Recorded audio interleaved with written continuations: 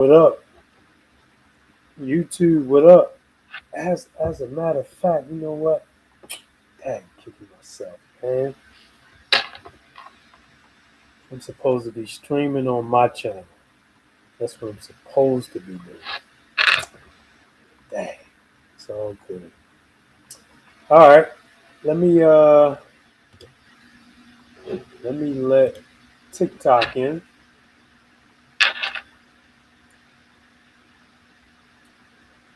TikTok, salute, salute. I need to change the time on the description. Welcome to Coach Class with Coach. Uh It's not 8 to 9 anymore. I cut the class down for 30 minutes. Um, I'm trying to see here. Bear with me.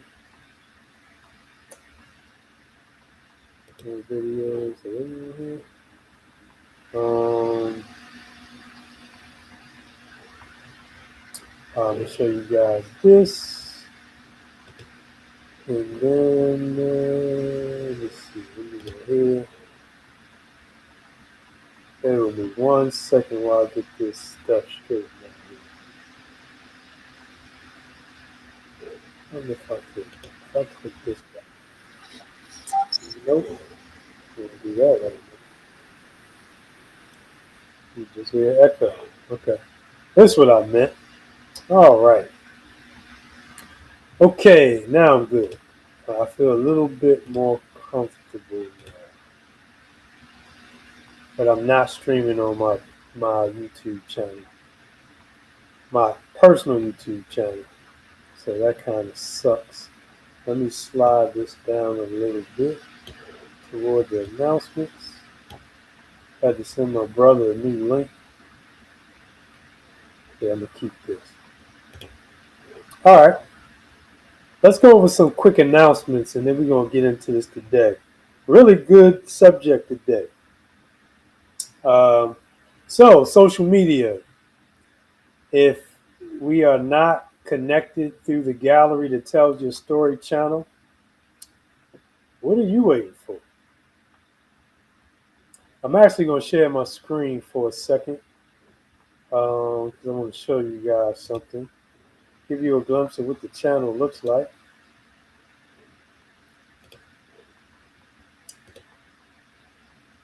All right, here we go. Give you guys a glimpse. So this is the Gallery That Tells Your Story channel on YouTube. Of course, I'm live right now. So we have a plethora of videos for my church folk community, those that value spirituality and spiritual consciousness and all of that good stuff.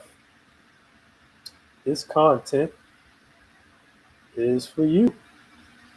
Got the message of the week a few times, and then you see the lounge and how we gathered in the lounge here. So just giving you guys a glimpse of some of the things that we cover on the Gallery That Tells Your Story channel. So check that out.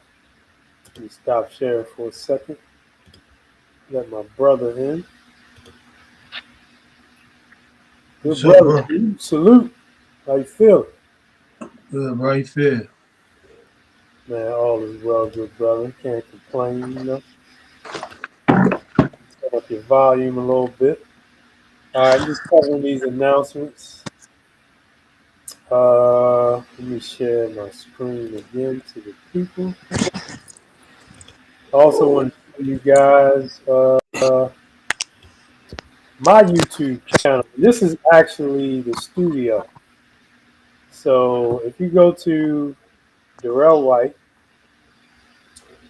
you should see Coach Class with Coach. You'll see like the four things I posted on my pages most recently: the silent treatment, anger issues. You'll see those short videos on the page. So make sure you guys like and subscribe, man. It'd be really dope if you guys were connected to the community. And I hope you saw that. I know my screen was not where I wanted it set. So I'm not sure if you got all of it or some of it. But either way, time is of the essence.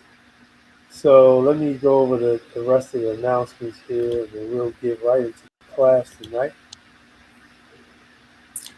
All right, so we're not connected on Facebook. I'm at Darrell White. On TikTok is Darrell Dr. White, Darrell Dr. White. That is my ID on TikTok and IG. All right, so we have the Gallery that Tells Your Story channel. We have Darrell White's channel on YouTube, both on YouTube. We have Facebook is Darrell White, and we have TikTok, Darrell Dr. White, and that's IG as well. All right, books for sale. So I did, and it didn't. Is for sale by yours truly. Shout out to Rock and Anastasia and Taisha who joined me on that first book project. It was awesome. And we have 50 Shades of She, which is my wife's really dope poetic novel. And then we have Aiden's Journey, which consists of two novels, The Invisible Marriage and Forsaking All Others, Aiden and Nicole. And those are all available on Amazon and Kindle, so check that out, guys. That would be much appreciated. Coming in, I'm guessing by the end of March, we have Intersections, which is my 1, 2, 3. I will be officially a full-time author with this book. Intersections. Had the opportunity to collaborate with my wife, my stepson, and one of my buddies, old Dax. Shout out to Dax. Salute, champ. Yeah, so the book will be out probably by the end of March, I'm thinking. So stay tuned for that. Of course, we have Bible studies on Sundays from 12 to 1 p.m. Eastern Standard Time, where we're walking through the book of Hebrews verse by verse. We have been in Hebrews for a year and about 3 months. Let me see, December, January, February. Yeah, a year and 3 months. We are now on Hebrews 9 and I believe 14. So if you want to be a part of that study, you can join us here on Sundays at 12 p.m. Eastern Standard Time. And of course, tonight is Coach Class with Coach. Yours truly and my brother Jamar, who is joining us as well. All right, so that's it for the announcements. Let's get into this, man. So I'm going to share my screen.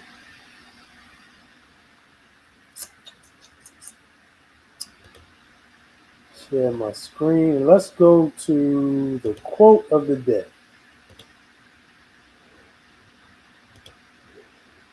If you're ready, say you ready. Here we go.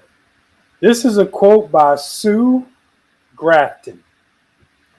And I don't know who in the world Sue Grafton is, but I love the quote. Great segue into the class tonight. Insecure people quotes. So you know how it goes. If you joined me before, I'm going to read this 3 times. And then we're going to get into this. The quote says, insecure people have a special sensitivity for anything that finally confirms their own low opinion of themselves. This is the part where I need you to pause and reach out to people who you think this applies to and tell them join class tonight. Here we go. Insecure people have a special sensitivity for anything that finally confirms their own low opinion of themselves. One more time for the people in the back. My wife said I get really loud on these classes. I just get excited about the material. Insecure people have a special sensitivity for anything that finally confirms their own low opinion of themselves. So what will you do with that quote? If in fact this applies to you. This is your opportunity to look in your own mirrors and ask yourself, is this for me? And if you are a coach joining, salute, then hopefully you walk away today with some more material to empower your clients. So let's learn together, shall we? All right, here we go. Let me go to my chalkboard here. And if you're joining for the first time, unfortunately, if you're on TikTok, you cannot see my presentation. You have to catch it on my Facebook channel or at the Gallery That Tells Your Story channel on YouTube. But you can take notes if you like. So we're going to cover two main things today. We're going to open up two doors that has some other little doors inside. First, we're going to talk about the critical inner voices. Critical inner voices. These are the integrated patterns of destructive thoughts towards ourselves or others that make up the internal dialogue, which is the root of our self-destructive behaviors. All right? So we're going to talk a little more about critical inner voices. And then we're going to talk about the result of insecure attachments in childhood. The results of insecure attachments in childhood. We're going to talk a little bit about anxious, ambivalent attachment. We're going to talk about anxious, avoidant attachment. And then we're going to talk about disorganized attachment. All right? All right, so let's get into this. Let's get into the article. Let's learn together tonight. Because I'm learning right along with you. All right, here we go. This article is called Are You Feeling Insecure? By Dr. Lisa Firestone. Okay, here we go. Let's read together. I'm wondering, do I need to expand this for you guys? Guess I could. Now, tried this before. One of my students actually taught me how to do this, but it seems a little big, too big. What happened just now? I don't know what happened. So let's close this. And we haven't gotten it yet. But anyway, let's get into this. One of the biggest afflictions, she says, I see people struggle with is insecurity. This is in large part why I've dedicated much of my life to studying the self-critical thoughts or critical inner voices people experience.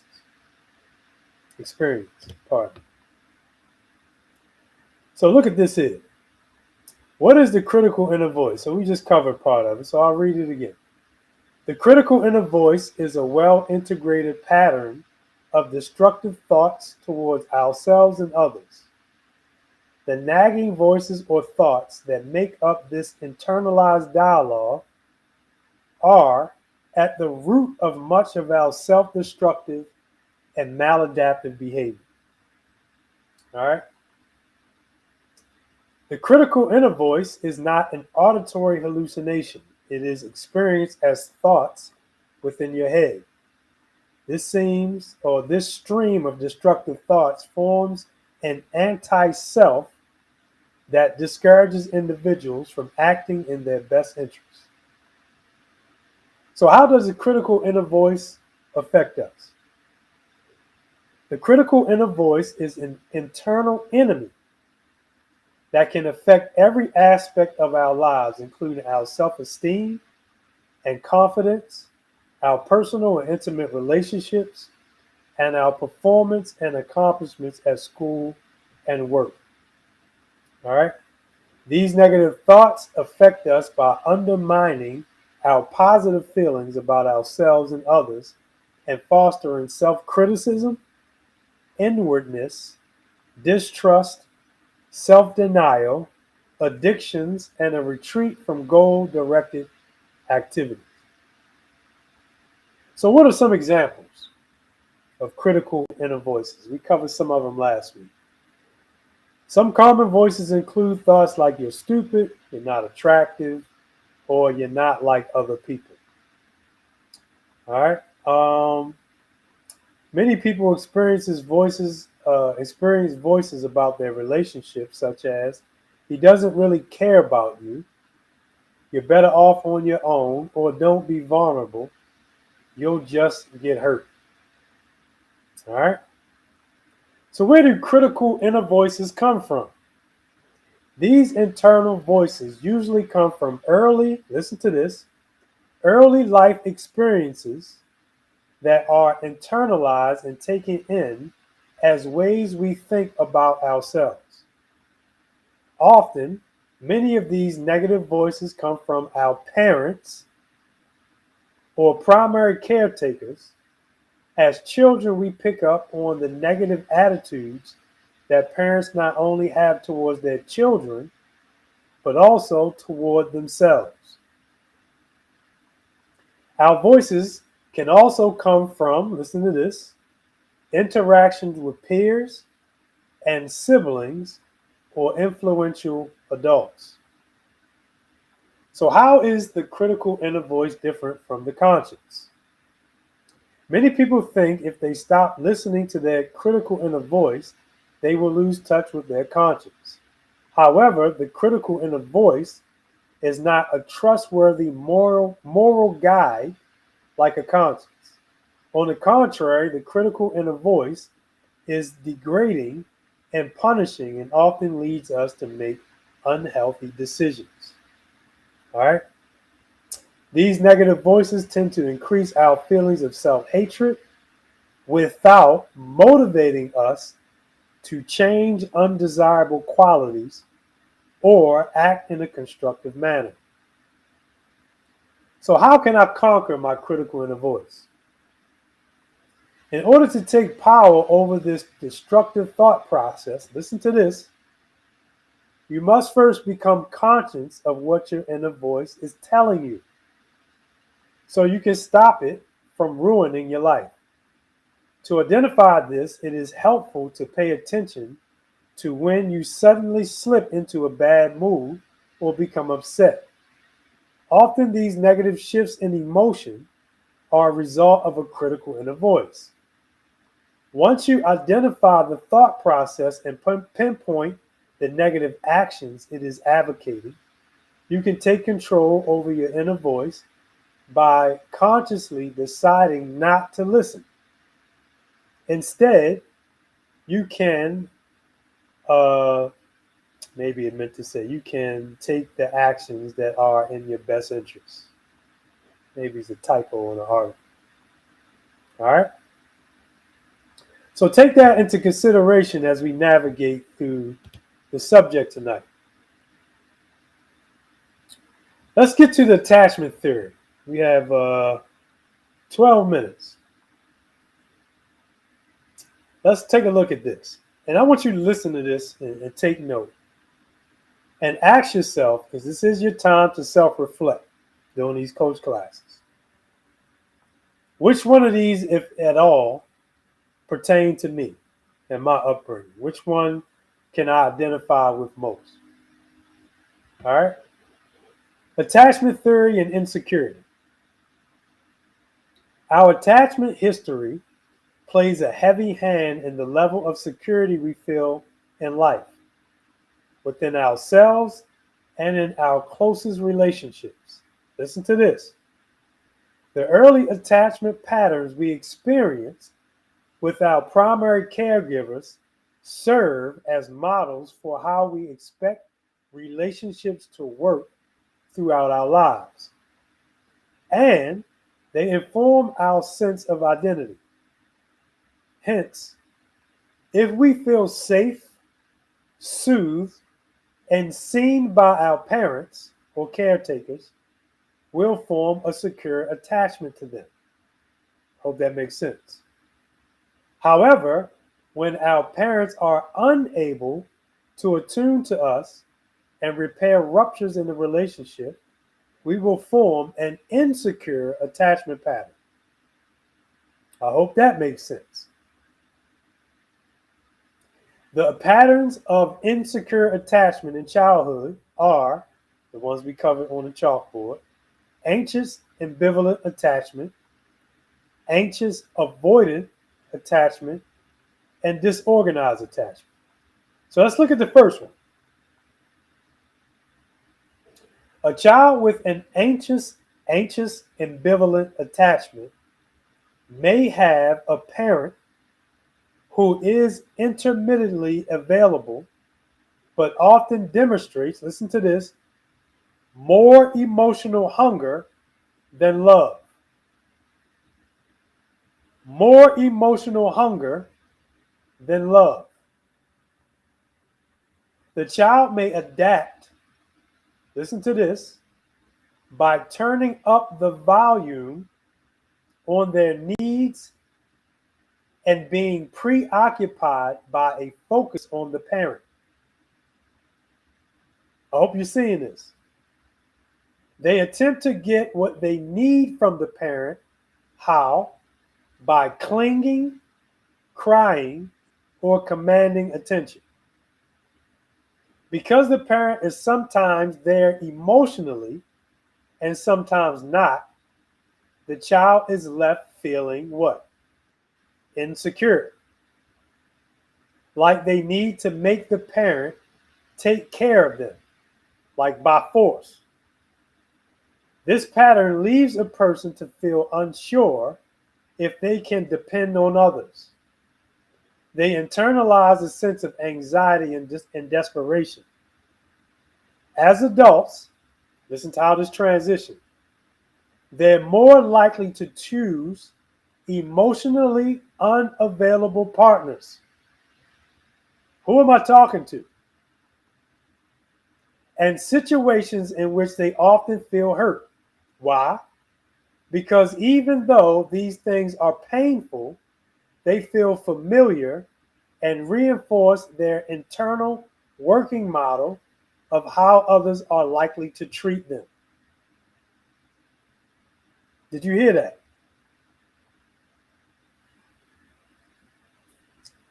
All right, let me let my brother in real quick.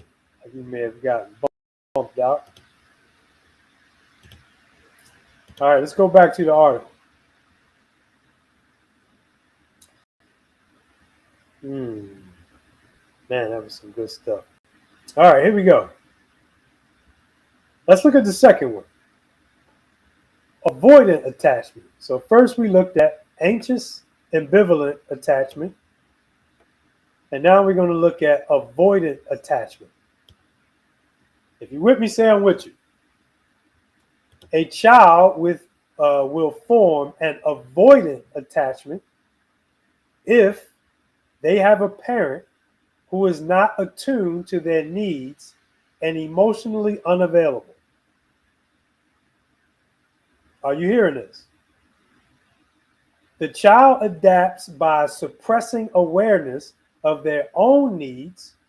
Why?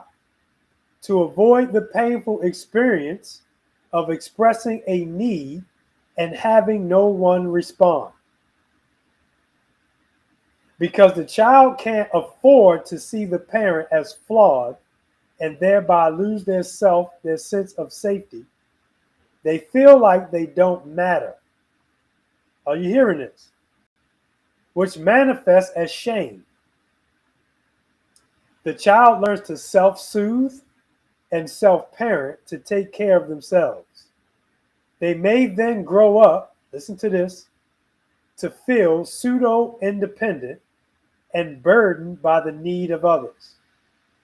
They often seek out a partner with the big, quote unquote, feelings and the needs of the anxious type.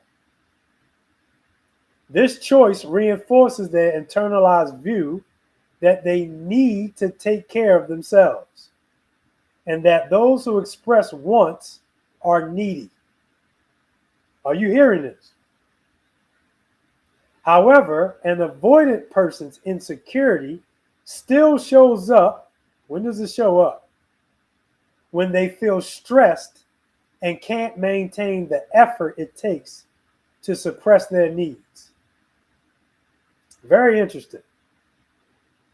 Now let's go to the third and last one. Disorganized attachment. A child develops a disorganized attachment when they have a parent who scares them or who feels overwhelmed and afraid when the child gets afraid.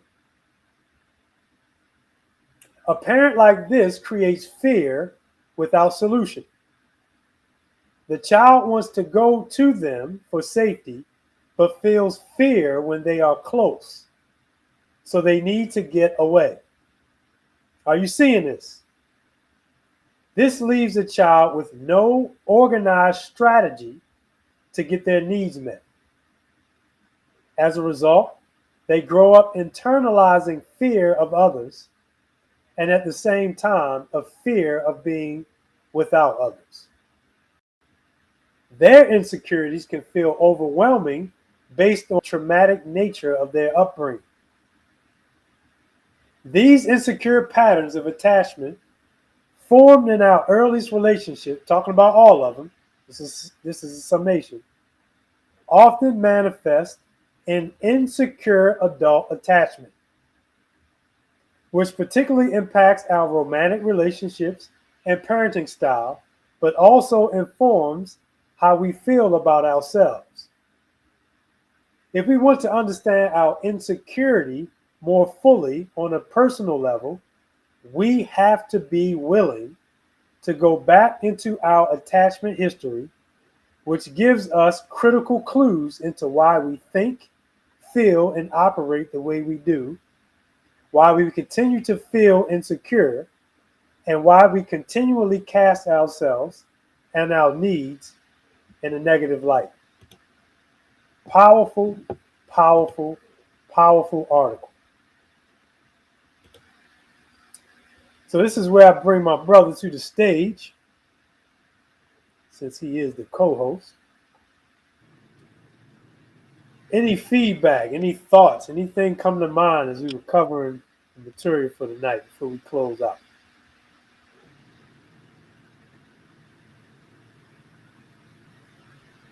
Let me yeah, give me a second. Give me a second. Let me While you do that, I'm gonna give a shout out to a few that's on today. JP, what up? What up? Salute, salute. Thank you for checking in. Much appreciated. Who else we got? Amber checked in. Salute, Amber. Thank you. Jihad checked in. Thank you for checking in. Appreciate you. Deborah checked in today. Angel checked in. Anthony checked in. Camille, thank you guys. VCV Endeavors. Who else we have? Cousin Tia Tillman. Salute, salute on my paternal side of the house. Thank you for checking in. Crystal, thank you for checking in as well. Stanley, thank you for checking in. Caden is a regular. Thank you for checking in, good brother. Brenda is a regular. Thank you for checking in, Brenda. And Patty and Marilyn, thank you for checking in. Daryl Crawford, thank you for checking in. Who else we have? God's daughter, thank you for checking in. Jean, Vicky, Fred, thank you all for checking in. Much appreciated. Hope you guys got something out of it. All right, good brother. You did it come back to you yet? Yeah. I was just hold on, bro. Hold on. Mm-hmm. Oh yeah, I was something just popped in my head. It was like I was thinking about a quote that said, "Make peace with the mirror and watch it reflect and change." So what I was thinking about when you was talking about insecurity, I was thinking I just making peace. People they make peace with that, what they see. You know what I'm saying? Yeah. And if you make peace with that, watch that reflection of how you see yourself change. Yes, sir. You know? Okay. So can't answer certain things by avoiding the mirror. Yeah. So a lot of time the insecurity, like you said, come from childhood stuff and all that, but now it's on us, our job to all our traumas are not our fault again, but they're Yeah. our job to heal. Absolutely. It's pretty simple as that. So make peace with the mirror, man. I tell people make peace with it, and we are out here just giving it our best. And if we're not, you know what I mean? Turn it up. Yeah. Let's try to give it up. Let's try to give it up. I think a lot of us giving it like 50, 60%, if that. Yeah. So let's turn it up a little bit, you know, give it a little more. You ain't gonna be here for that long. So Yeah. make peace with your reflection, man. Make peace with it. Yeah. I like that. That's dope, man. Thank you for sharing that. Make peace with your reflection. All right. That's cool. Dev, salute. Thanks for checking in, champ. All right, guys. It is that time. I know we're a minute over. I apologize. Thank you for checking in. TikTok, Facebook, what do they say? IG, YouTube, and Lord willing, we'll see you guys next week. All right. Peace. Shut down TikTok.